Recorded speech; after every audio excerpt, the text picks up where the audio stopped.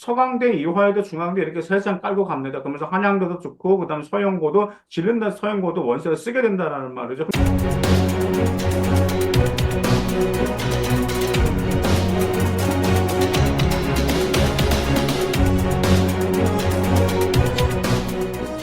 안녕하세요. 맘때입니다. 이제 오늘은 2026학년도 우리 여대 중에 최고인 이화여대 어떤 주요 변화가 있는 것인지 그리고 이화여대는 서류 평가를 어떻게 하는 것인지 그 점에 대해서 말씀드릴까 해서 이렇게 방송으로 찾아뵙게 되었습니다.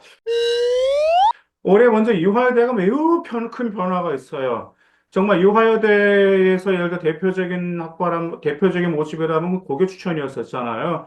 우리 일반고 학생들 같은 경우가 아무리 좀 내신이 잘 나온다 하더라도 수능 최저가 자신이 없다 보니까 수능 최저가 없고 면접 20%가 있는 이화여대 고교 추천을 받아가지고 대학교로 올리려는 그런 여학생들이 많이 있었죠. 그런데 정말 많은 큰 변화가 있습니다. 대표적으로 일단 2026학년도로 고교 추천 학교별 최대 20명까지 추천할 수가 있는데 면접이 없고 수능 최저가 설정되었다는 점입니다. 수능 최저 같은 경우는 지금 인문계열과 자연계열 2합 5 이내로 설정되어 있습니다.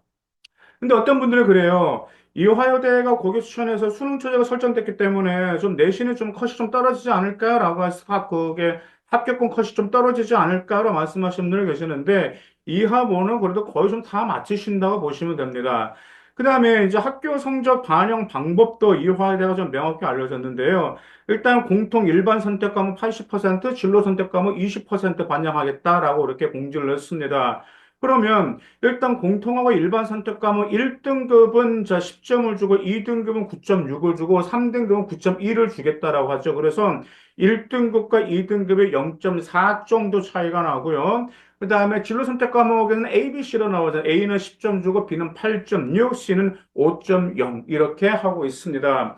근데 이제 이화여대 고교 추천 같은 경우가 보통 이 학교 공헌이 일정 중반대 있고 일정 후반대 있는데 일단 뭐, 제가 이화여대 고교 추천으로 합격한 학생들, 특히 1점대 중후반으로 합격한 학생들 같은 경우는 종종 그래도, 좀 좋은 대학교를 가면 좋지 않았을까라는 그런 아쉬움을 가지고 있더라고요. 그 이유가 무엇이냐면, 본인은 1점 중반 정도가 되면 아이들이 이 대학교라는 어디까지 보게 되냐면은 중앙대가 마음에 들지는 않거든요. 그러다 보니까 아이들이 종료 학종으로 대학교를 일단 서강대, 이화여대, 중앙대 이렇게 세 장 깔고 갑니다. 그러면서 한양대도 좋고, 그다음에 서영고도 질른다 서영고도 원세를 쓰게 된다라는 말이죠. 근데 거기서 다 떨어지고 이화여대가 붙으면 아이들이 왠지 좀 이렇게 허전을 해요. 아, 내가 조금만 하면 좋은 대학교를 갈 수 있을 텐데라는 점이 있어요.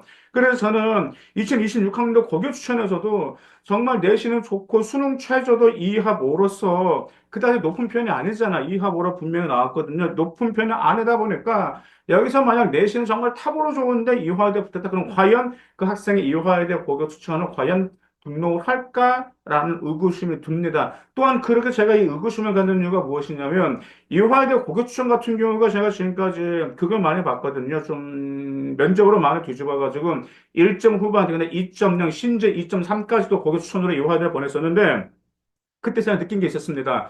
일전 중반으로도 합격한 여학생들 같은 경우는 그다지 이대에 관련돼서도 등록할까 말까 그런 고민 중이었습니다. 그래서 한번 2026학년도 이화에도 거기 추천해서도 아마 그런 좀 뭔가 좀 변수가 발생하지 않을까라는 생각이 듭니다. 그다음 대표적으로 학생부 종합에서 크게 변화가 있죠. 이화여대 대표적인 학생부 종합이라고 하면은 자 미래인재 전형인데 미래인재 전형에서 서류형과 면접형으로 나눠지게 됩니다. 자 서류형 같은 경우는 당연히 이화여대 하면 수능 최저가 있었죠. 자 이번에는 자 인문계열과 자연계열 2합 5 이내로 설정되었습니다. 근데 인문계열 같은 경우는 2025학년도 수능 최저가 3합 6 이내였었거든요. 그런데 지금 2026학년도부터 2합 5 이내로 이렇게 설정되어 있기 때문에 의미가 그다지 뭐 높지는 않는 편이다라고 좀 보시면 될 것 같아요. 자, 그다음 면접형에서 이제 변수가 많아서 이번에 좀 면접형에서 정말 짜릿한 손맛이 많이 있을 거라고 생각이 듭니다. 지금 이화여대가 2026학년도 면접형 200명을 선발하고 무려 면접 반영률의 30%를 반영하겠다라고 하였거든요. 근데 어떤 분들은 이렇게 말씀하실 수가 있어요. 30%라고 하면 다른 하고 똑같은 게 아니냐라고 말하는데 이화여대가 고교 추천 면접 비율이 20%였거든요. 근데 그 20%만으로도 면접으로 뒤집은 학생들은 한두 명이 아닌데 과연 30%라고 하면 과연 이 점이 어느 정도가 될지 정말 그 짜릿한 손맛이 기대되는 중에 하나입니다. 그러면 이화여대 같은 경우는 면접 30%인가 면접이 어떻게 나올까요? 보통 우리가 이대하면 면접의 기본적인 면접 나와가 전혀 그렇지 않았습니다. 고교 추천 역시 그런 기본적인 면접 질문 나오지 않았고요. 면접은 제출 서류 기반으로 특히 전공 잠재력과 발전 가능성과 자기 주도성 이 세 가지를 굉장히 많이 평가했습니다. 특히 전공 잠재력과 그 전공과 관련된 발전 가능성을 주로 많이 물어봤고 꼬리 물기 질문으로 다 물어봤어. 즉 서류 기반 면접 질문이구나라고 생각해 보시면 됩니다. 특히 생기부 활동 내용들이 어떤 면접 과정에서 꼬리 질문으로 이어진 활동이 많았거든요. 우리 이과생들 같은 경우는 주로 동아리 활동에서 꼬리 물기가 많았었고, 우리 문과생들 같은 경우는 주로 다양하게 물어봤어요. 상체 활동 어떤 시사가 있어서 그와 관련돼서 본인의 의견과 그다음 대안점이 무엇인지 물어봤었고, 과사 쪽에서도 물어보는 학생들이 있었습니다.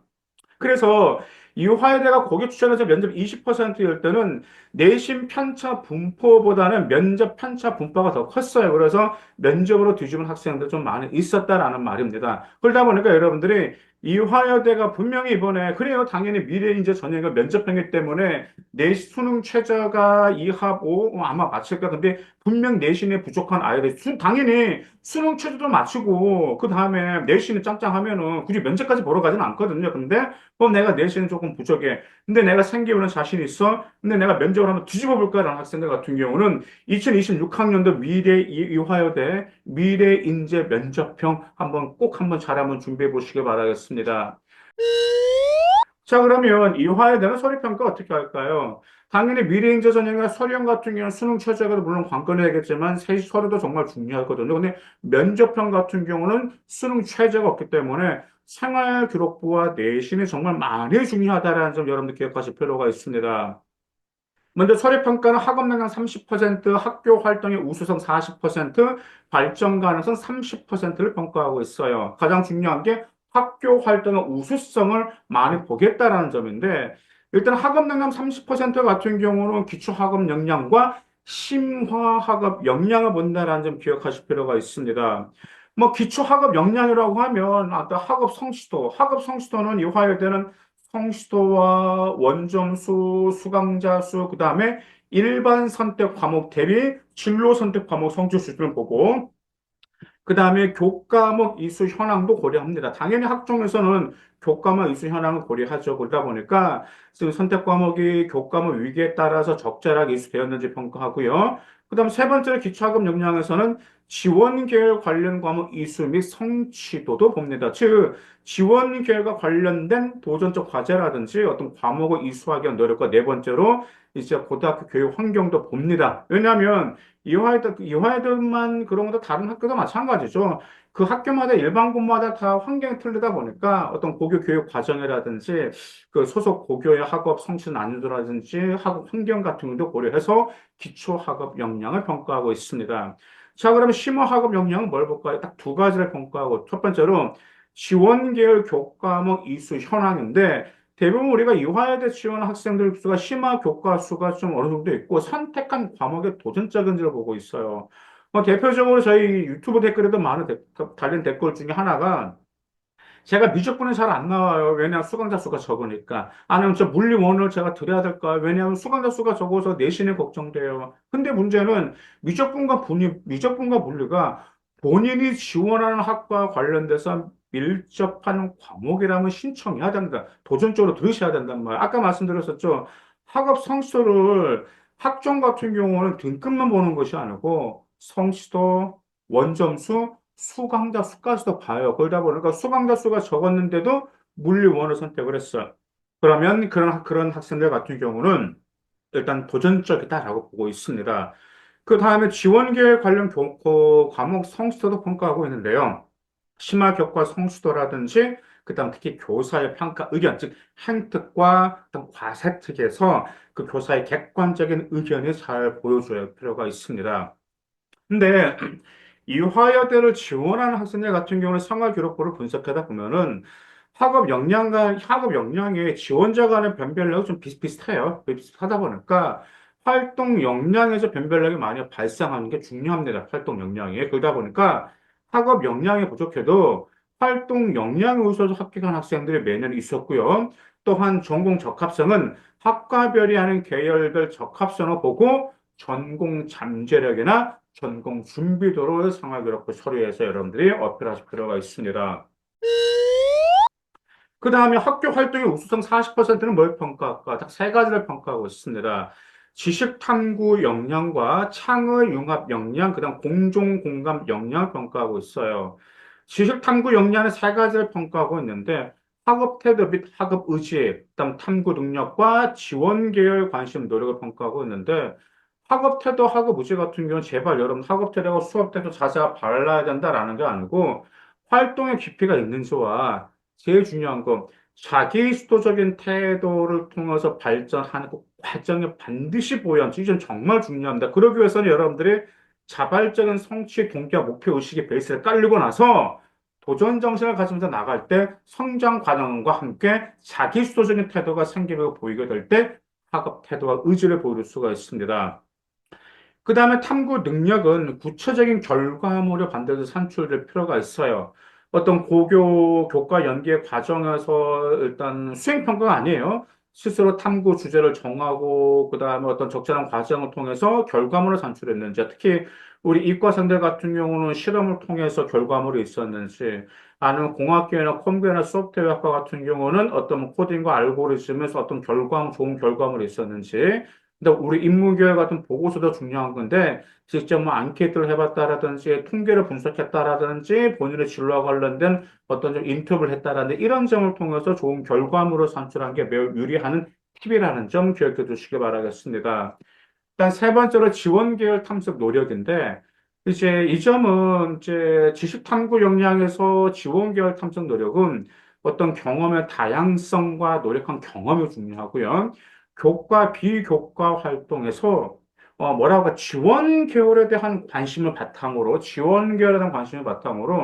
탐색하는 과정과 성장 과정이 있는지를 보고 있습니다. 일단 창의 융합 역량은 뭘 평가할까요? 네, 두 가지를 평가하는데 첫 번째는 창의력입니다. 창의력은 그냥 뭐 새로운 것을 만든 것이 아니고 지식의 폭을 먼저 확장시켜야 돼요. 지식의 폭을 확장하고 나서 새로운 것을 창출하려는 노력이 바로 창의력이다라는 말이죠. 그러면서 지식의 폭을 확장하면서 비판적 사고 역량 같이 보여주게 되면은 정말 땡큐한 생활 기록부가 나옵니다. 그리고 창의 융합 역량 문제 해결 능력인데 스스로 문제를 찾고 문제를 비판적 체계적으로 해결하고 그다음 특히 좀 이걸 좀 다른 각도에서 봐서 좀 창조적이고 논리적인 방법으로 문제를 해결한 그런 경험 같은 경우가 나오면 창의 융합 역량을 여러분들 잘 어필할 수가 있습니다. 그 다음에 공정 공감 역량은 바로 공동체 역량이에요. 협업, 리더십, 공동체 정신, 의사소통 능력을 보여주고 있습니다. 이화여대 같은 경우는 교과를 비교과와 좀 같이 평가를 하고 있어요. 그러다 보니까 어떤 지식 탐구 역량은 주로 과세특에서 평가하고 있고요. 창의 융합 역량은 교과와 비교과를 같이 평가하고 있기 때문에 성화 기록부가 따로따로 놓으면 안 된다라는 점 기억하실 필요가 있습니다. 제가 전부터 누차 말씀드렸어요. 제발 상하 기록부는 따로따로 노는 따로 국밥이 돼서는 안 되고 모든 게 연결돼서 여러분의 스토리와 성장하는 스토리를 보여주는 게 정말 최고의 생기부다라는 점 분명히 기억하실 겁니다. 그 다음에 발전 가능성은 성실성, 및 책임감과 자기주도성과 성장 잠재력인데요.